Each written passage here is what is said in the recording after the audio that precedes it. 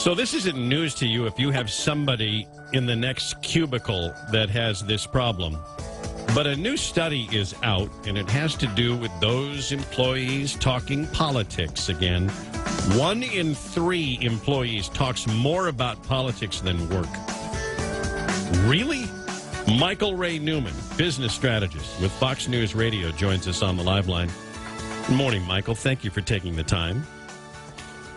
Hey, always great, guys. How y'all doing? Good. So we talked about those people that talk politics and how annoying that can be and how it's not necessarily encouraged or productive in a workplace. But this statistic is they talk more about politics than work. This shouldn't be tolerated. For sure, it shouldn't be tolerated. In a few cases, it has been. But now that it's kind of bubbled to the top and it's getting some attention, I can tell you from my experience, we're doing a lot of this is a high traffic part of our season where we're always busy and we're teaching a lot of leadership, a lot of generational communication in the workplace, and we've added this segment in here. And now that it's talked about so much, they are addressing it at work.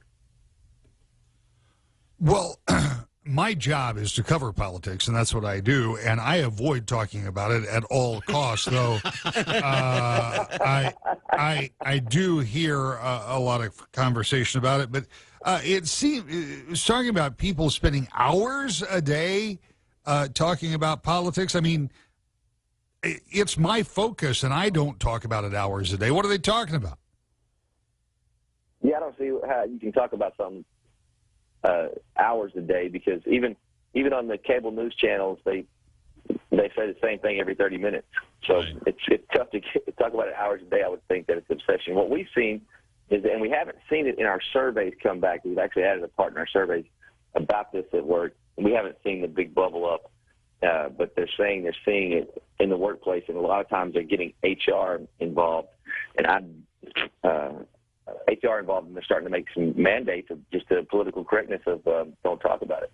So outside of getting HR involved, if you're the person that does not want to have the political conversation at work, do you have tips for shutting that down without getting management involved? Yeah, we talk a little bit about that, and they talk about using humor and then trying to pivot away from it. We do some role playing in that case right there. We also sit down and then to just tell them that, hey, I don't talk a lot about that at work. I try to focus on work, just a straight approach. And at the very end, if that doesn't work, you just say listen, I really don't feel comfortable about saying this right now. You're making me uncomfortable. And that right there. And then the fourth thing they do, we have them to go to their direct report and talk about it. I mean, it's come to the point we've had to get really direct in some cases because there's not a lot of people in the workplace, but, the squeaky wheel gets the grease, and usually there's the minority a lot of times, unfortunately, is the loudest. Well, and here's the other problem. So if you're not talking to me about politics, most of us work in an environment where you can hear other people talking, and so you have two other people talking about politics. So you're not involved in the conversation, so as a theoretical matter, it's not affecting you except you're hearing it. And they're going on and on complaining about or raving about something that they love or hate. That can be a little disconcerting, too. It is disconcerting and disruptive and just downright annoying a lot of times.